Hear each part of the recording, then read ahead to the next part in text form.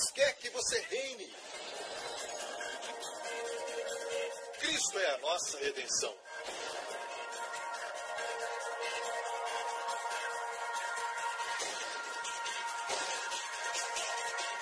Deus é justo e faz o pecador justo.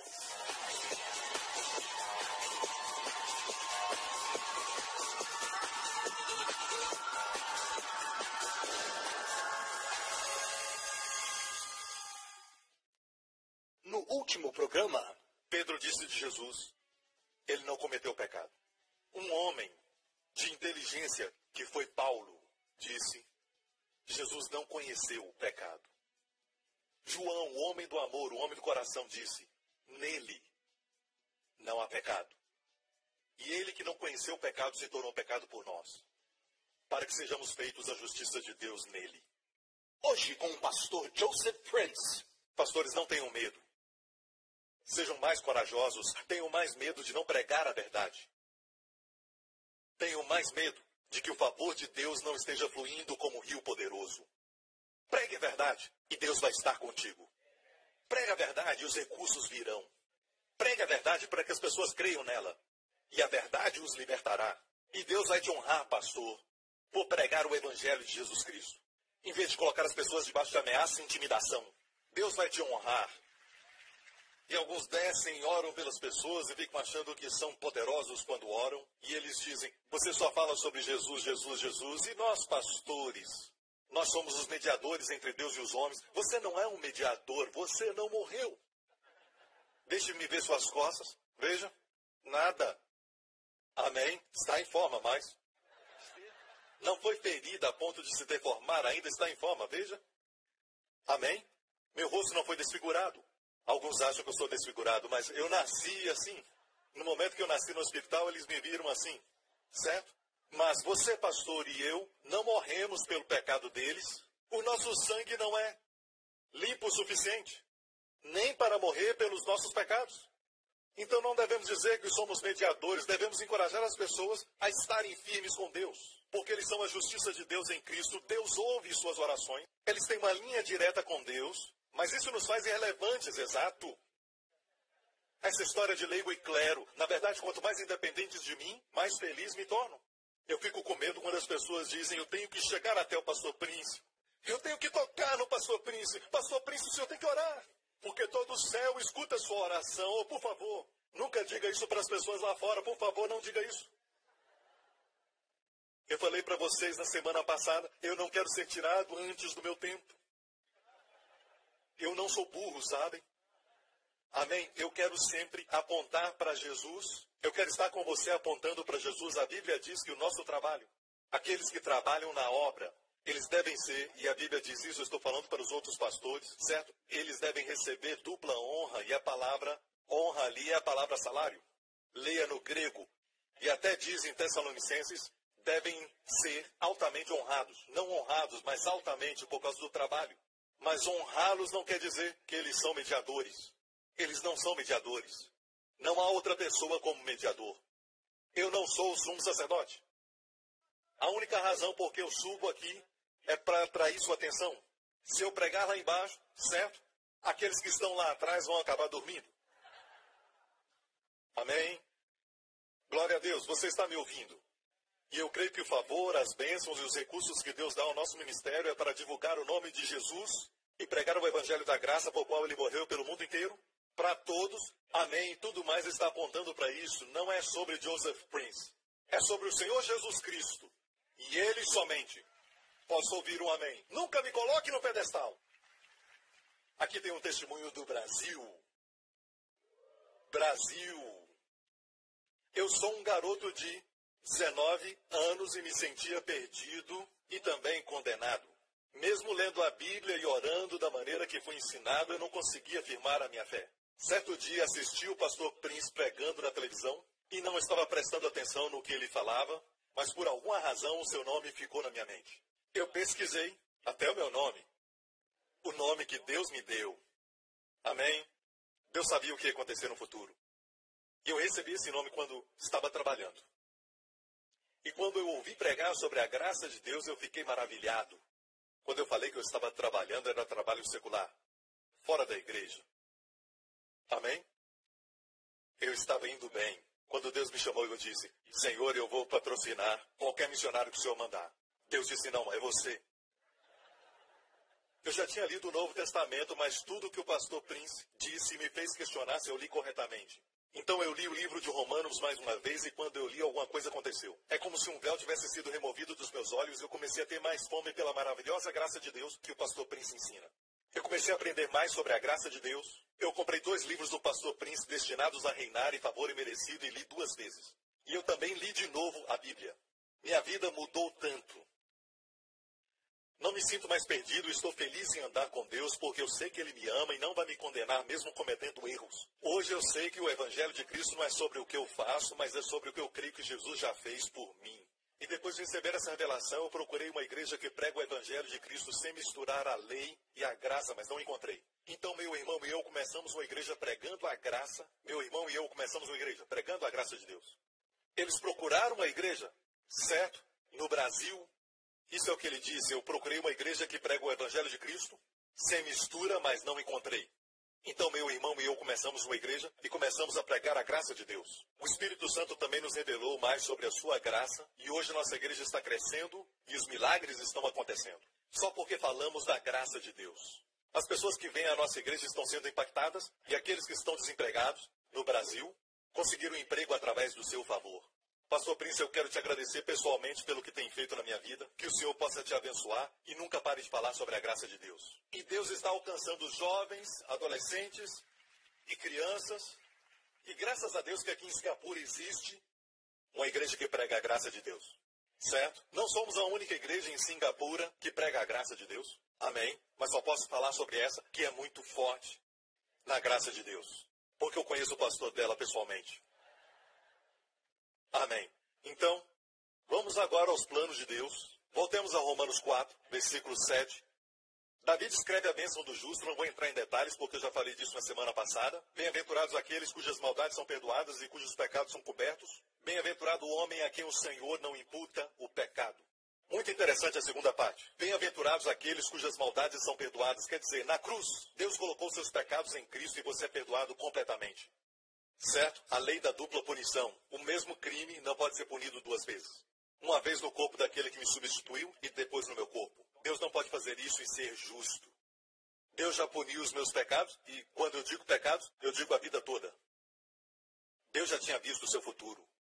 Nós não tínhamos cometido pecado quando Jesus morreu. A não ser que você tem 2000 anos. Certo? Então, toda a nossa vida de pecado foi punida. Agora, quando você sabe disso, você o ama mais, porque quem é muito perdoado, muito ama. Mas experimentamos a graça todo dia. E nós descobrimos quanto somos perdoados. E que isso possa gerar uma gratidão em você, mas não continue em pecado, é lógico. Mas continue com o Senhor, que te deu tanto. Amém? Então alguns pensam, quanto mais sabem que são perdoados, mais libertinos serão. Jesus disse sobre aquela mulher. A razão pela qual ela amou tanto o Senhor e ela até deu um vaso de óleo de alabastro que era muito caro, sabe? E aquela mulher pecadora, provavelmente uma prostituta, nós não sabemos por certo. Mas sabe como ela comprou aquele vaso de alabastro muito caro? Sabe como? Pelo seu trabalho. Seu emprego. Representava sua alma perdida. Toda vez que ela dormia com alguém, ela perdia sua alma, um pedaço da sua alma. E ela comprou esse vaso de alabastro como uma figura de tudo que ela tinha perdido. Sua alma. E adivinha? E quando ela descobriu que ela foi perdoada por Jesus, ela trouxe o vaso e derramou sobre ele. Sua alma foi restaurada. O Senhor restaura a minha alma. Amém? E os fariseus disseram, se este homem é santo, ele vai saber que tipo de mulher é essa. E Jesus disse, havia um homem que tinha 2 devedores. Um que devia a ele $1.000 e outro que devia $100. E ele acabou perdoando os 2. Quem o amaria mais? E eles entendiam a linguagem do dinheiro. E então o fariseu disse, aquele que foi perdoado mais. Eu vim à tua casa e você não me cumprimentou e não lavou os meus pés, que era a tradição. Mas essa mulher não para de lavar os meus pés desde que entrei na sua casa. E ungiu minha cabeça com óleo. Sabe por quê? Porque ela foi muito perdoada. Portanto, ela ama muito. devemos pregar a verdade às pessoas. E elas vão amar ao Senhor mais. Não amar mais o pecado. Amar ao Senhor mais. Posso ouvir um amém? Bem-aventurado o homem a quem o Senhor não imputa o pecado. O não aqui é um duplo negativo. Ou me em grego. Ou é usado para nunca, quando está sozinho. Ou então não. Me é também usado para negação. E quando você une os dois, você tem um forte negativo. Não imputará. Deus nunca vai imputar pecado em você. Posso ouvir um amém? Agora, Davi não é um bom exemplo. Eu estava falando com a minha filha Jéssica e falamos sobre o pecado de Davi no outro dia quando jantávamos. Ela estava muito interessada na vida de Davi. E eu falei para ela que o que Davi fez foi uma coisa muito terrível. E não somente isso, mas quando ele cometeu adultério com Batseba, ele convidou o marido para que voltasse da guerra. E ele não era judeu, ele era um heteu. E ele falou para Urias, vá para a sua mulher e descanse um pouquinho, desfrute da sua mulher, você está de férias. E aquele soldado, Urias, sendo um homem nobre, ele recusou-se ir para sua casa. E no próximo dia ele estava no palácio ainda, e Davi perguntou, o que está fazendo aqui? Eu falei para você ir para sua casa, e ele disse, como eu posso fazer isso, se os meus amigos estão lutando na guerra? Que homem nobre. E Davi o embriagou naquela noite, na esperança de que ele voltaria para sua casa, mas ele ainda ficou no palácio.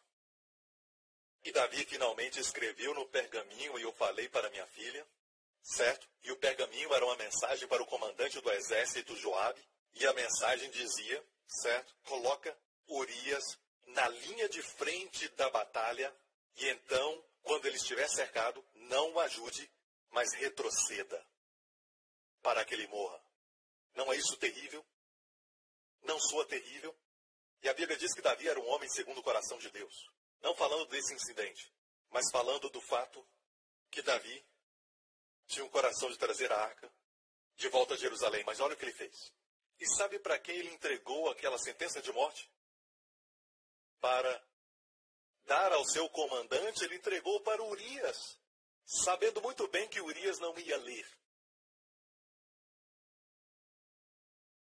E quando ele pecou, Deus enviou o profeta Natã, e Natã disse, Davi havia um homem que tinha somente uma ovelha.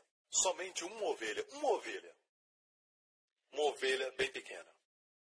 E havia um vizinho que era muito rico, que tinha muitos rebanhos de ovelhas e bodes, um homem muito rico. E um homem veio de longe, disse Natã, e este homem rico, em vez de matar uma das suas ovelhas, certo? Tomou a ovelha daquele homem. Agora, Natã estava falando a linguagem de Davi. Davi tinha um coração por ovelhas porque ele foi um pastor. Onde sua história começou, certo? E esse homem pegou a única ovelha daquele homem pobre e a matou. E Davi se levantou do trono e ele estava muito irado e ele disse, eu digo isso, esse homem tem que morrer. E Natã olhou para Davi e disse, você é este homem, Davi.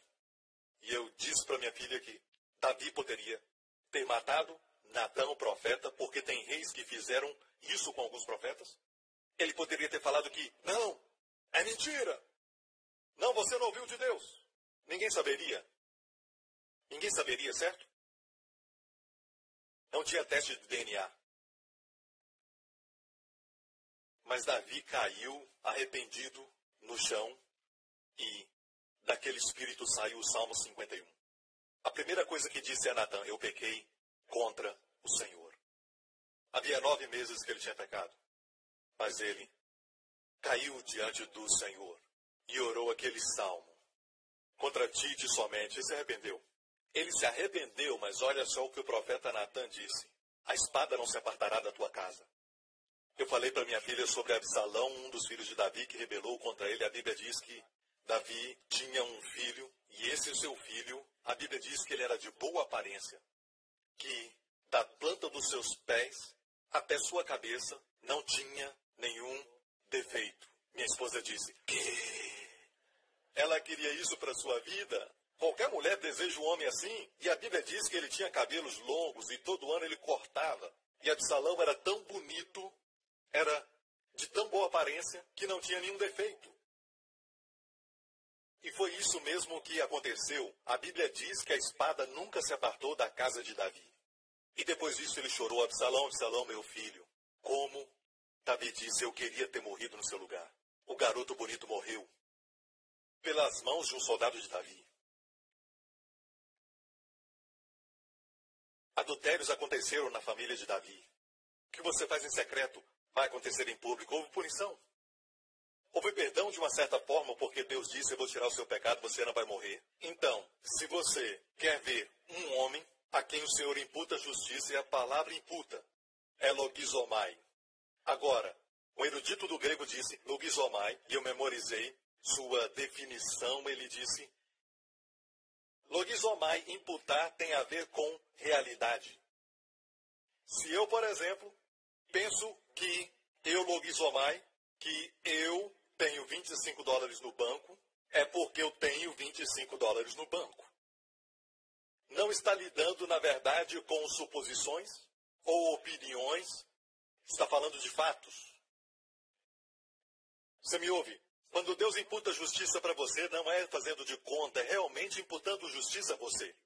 Mas não se esqueça que essa justiça não é produzida por você, é dada a você como um dom, porque Jesus recebeu seus pecados e se tornou a oferta pelo pecado na cruz. Não cometeu pecado para se tornar pecado na cruz. Você não comete justiça para recebê-la da mesma maneira que Jesus recebeu seu pecado. Lembre-se sempre disso. Em você mesmo você pode pecar, em você mesmo você pode fazer loucuras, em você mesmo você pode até mesmo parecer pior do que um pecador.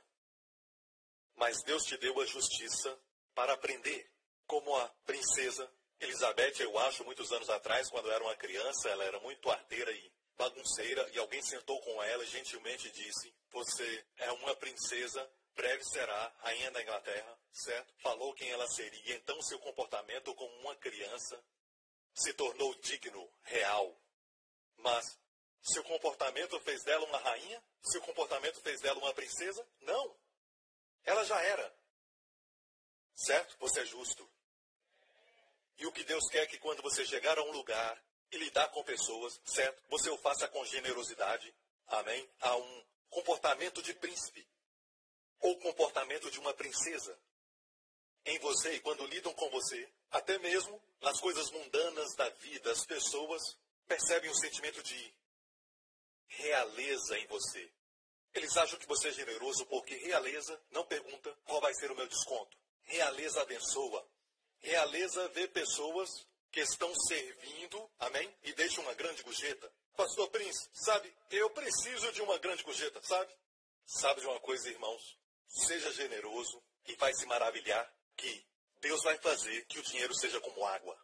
Amém? Quando fluir, quanto mais fluir, mais forte se torna. Um córrego se torna um riacho se torna um rio, e esse rio se torna um grande rio como o Nilo, e finalmente se torna o oceano. Mas deixa fluir. Deixa fluir. Você não diz, Deus me dá tudo então? Não, Deus diz, deixa fluir. E vai ficar surpreso quanto que vai fluir. Muitos de vocês estão com um cano entupido. E cano entupido é sujo, mas fica limpo quanto mais a água flui.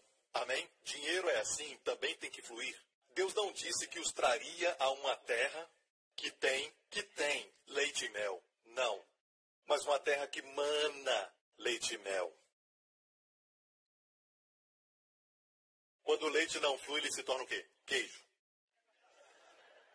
Deus não disse que os traria uma terra de queijo. Ok? Agora, quero focar nessa parte antes de terminar. Você está pronto? Então vamos para Hebreus capítulo 12. Versículo 5. Vocês se esqueceram da palavra de ânimo que ele lhes dirige como a filhos. Meu filho, não despreze a disciplina do Senhor, nem se magoe com a sua repreensão, pois o Senhor disciplina quem ama e castiga todo aquele quem aceita como filho. Próximo. Suportem as dificuldades. Deus os trata como filhos, pois qual é o filho que não é disciplinado por seu pai? Vamos falar da palavra disciplinado. Mas a palavra grega para filho, uma criança pequena, é pedi. Pedi. A palavra para treinar uma criança é paidio.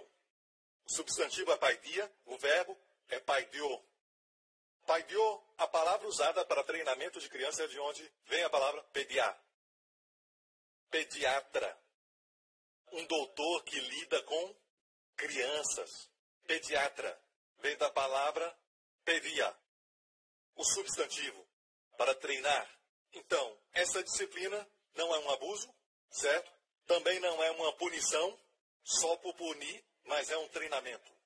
Agora, Deus não atribui pecado a nós. Mas se continuarmos nos nossos caminhos egoístas, e muitas vezes somos cegados pelo egoísmo, Deus vai nos disciplinar, mas não vai usar a enfermidade. Ele não vai usar a doença para te disciplinar. Se você está enfermo e doente, ei, Deus quer te ver bem. Não compre essa ideia de nenhum lugar, de nenhum grupo de cristãos que dizem que Deus te disciplina com a enfermidade. Deus não faz isso. Aquilo que Jesus levou na cruz, Deus não quer que você leve. Ou então, é um desperdício de toda a linda obra que ele fez na cruz. Amém? Mas sofreremos perseguição, sim. Sim. Vão zombar de nós, faz parte da disciplina, nosso treinamento quando crescemos, nos tornamos perseverantes. Amém? Essa é a nossa atitude. Quando somos criticados, quem nos criticou? Aquela pessoa, deixa para lá. Não nos afeta. Amém? Essa é a atitude. Nós ficamos resistentes às críticas dos homens. Hoje o diabo está construindo uma preocupação com a aprovação dos homens, com toda a mídia social, e a nossa geração está tão preocupada que eles postam alguma coisa na internet e ficam esperando para ver quantos likes eles vão ter. Ok? E deste lado, Deus quer que sejamos resistentes, não querendo essas coisas. Você está me ouvindo? Pastor, você diz isso porque você não se envolve com a mídia social bem? Meu Facebook tem mais de 1 milhão. Pouquinho mais. Certo? Mas eu não busco isso. Isso não me muda. Amém? Mas eu sei o que eu falo. Estamos buscando a aprovação dos homens. Recentemente, alguns dias atrás, e isso me aconteceu, eu acabei encontrando uma pessoa no shopping. Eu estava com meu filho e minha filha, uma boa pessoa, e ele estava com a sua família, uma família jovem, uma criança recém-nascida, e o outro um pouquinho maior, e nos cumprimentamos e conversamos. E então eu estava procurando alguma coisa para o Justin, ele estava correndo, e eu estava me divertindo no momento com o meu filho, saindo com a minha família, e ele veio a mim e disse: pastor, eu tenho uma pergunta, se você não se importa. Eu disse sim. E ele me disse que era da nossa igreja, mas disse que não tem vindo aos cultos por alguns meses, eu acho. Eu falei, por quê? Ele me disse que estava desanimado, ele estava muito ocupado com seus negócios, e ele estava também muito desanimado por algumas coisas. E eu disse isso: seja o que for, certo? Deus te ama, Deus é bom. O fato de eu estar falando com você agora mesmo, eu, pastor Prince, certo? Falando para você que Deus te ama, e se você fizer só isso, nunca justifique-se a si mesmo e culpe a Deus. Sempre justifique a Deus e culpe a si mesmo. Eu te digo, as coisas vão começar a mudar. O fato de que estamos conversando, eu poderia estar em outro lugar, mas Deus te ama. E eu disse para lançar ansiedade sobre o Senhor, e ele pareceu estar bem. A sua família é muito bonita, com crianças lindas. Uma esposa amável. Você é abençoado, você está gastando tempo com eles, mas não está presente. E ele disse sim, estou preocupado com os meus negócios. E o que você tem que fazer é ir para Deus e não deixar a casa de Deus. Amém? E quando você deixa a casa de Deus, você deixa o lugar de abundância. O filho pródigo descobriu que isso é verdade, Noemi também descobriu isso. E o filho pródigo chegou à conclusão: na casa de meu pai tem muito pão. E o que você deve fazer é, não se culpe, nem se condene, mas culpe-se a si mesmo. E justifique a Deus. Davi, no Salmo 51, Salmo de arrependimento, ele disse que o Senhor seja justificado. Ele justificou a Deus. E culpou-se a si mesmo. Amém? Chame isso de confissão de pecado, se você quiser. Amém? Eu creio que você pode confessar seus pecados, certo? A fim de ser perdoado, mas está preso. Mas se você está confessando para ser transparente com aquele que te ama, porque você já é perdoado. Amém? E você diz: não entendo o que está acontecendo, mas tu és sempre bom. Eu te digo, algo vai acontecer. Amém? Então Deus não disciplina com acidentes, com enfermidade. Deus não faz como um pai dizendo para uma criança: vai agora para a garagem, lá fora no estacionamento. Deita lá. Ok? E ele pega o carro e dá a marcha ré e diz: coloca a sua perna ali. E ele dá uma ré e a roda vai em cima da perna do menino e E o menino chora de dor e o pai diz, sabe por que fiz isso? Porque papai te ama. Sua mãe me falou que você está desobedecendo e correndo, brincando na rua, e eu te falei como carros são perigosos. Agora você sabe como os carros são perigosos. Sabe o que fazemos com pais assim? Colocamos numa casa especial. A sua. Não, estou brincando. Num lugar especial. Amém? Certo? Algumas pessoas atribuem isso a Deus. Eles dizem que Deus faz essas coisas para as pessoas serem disciplinadas. Esse não é o meu Pai Celestial. Ele não faz isso. Podia acontecer no Antigo Testamento por causa da lei? Às vezes tinha perdão, mas ainda tinha o governo de Deus no Antigo Testamento. Mas para nós, ouça, não estamos na lei, estamos na graça. Deus não imputa pecado a nós, mas nos disciplina. Ele nos disciplina. Como, por exemplo, Jacó era alguém que tinha justiça pela fé. Nele mesmo ele era um enganador. Ele tinha enganado muitas pessoas, até mesmo seu pai, que estava cego, e ele perguntou a Esaú, ele disse, sim, pode me tocar. E ele tinha envolvido os seus braços com pelos de bode, porque o seu irmão era cabeludo. Cabeludo. Esaú cabeludo, ok? Então, o pai tocou nele, e o pai disse, sim, parece com meu filho Esaú. Ele enganou seu pai. Certo? Finalmente, ele encontrou a mulher dos seus sonhos, ele amava e queria casar com ela. Ok? Ele amava a irmã mais nova, Raquel, mas Leia era mais velha. E a Bíblia diz que a Leia tinha olhos enfermos. Eu não sei o que quer dizer isso, eu olhei o dicionário, eu pesquisei olhos enfermos, alguns dizem vesgos, alguns dizem que era caolha, alguns dizem que ela não enxergava. É você, Jacó, ou é a minha vaca favorita? Sabe? Ela nem sabia o que estava acontecendo, certo? Mas a Bíblia diz que ele não estava apaixonado por Leia, ele estava apaixonado por Raquel, ela era linda, certo? E o pai delas disse, é lógico que você pode casar com a minha filha, você me serve durante 7 anos por ela, ok? Por 7 anos. A Bíblia diz que ele amava tanto a Raquel que aqueles anos pareceram como alguns dias, por causa do amor que tinha por ela. No próximo programa, devemos aprender a confessar, eu sou a justiça de Deus em Cristo. Cristo é a minha sabedoria, Cristo é a minha justiça, Cristo é a minha santidade. Simplesmente creia que toda essa disciplina está te trazendo ao lugar onde você olha para você mesmo e possa dizer, Jesus, tu és tão perfeito, eu não vejo perfeição em mim. E eu recebo de ti, porque tu és santo, sempre santo. Eu recebo tua santidade. Tu és minha justiça, tu és minha santidade. Amém, igreja? E assim você cresce no Senhor. Glória a Deus.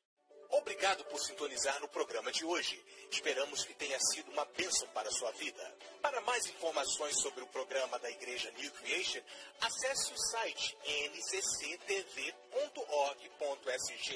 Lá você poderá se inscrever para receber um devocional diário do pastor Joseph Press. Seja incentivado e fortalecido todos os dias e saiba o quanto Deus lhe ama através desses devocionais. Acreditamos que seu dízimo pertence à igreja que você frequenta e oramos para que você seja grandemente abençoado, altamente favorecido e profundamente amado.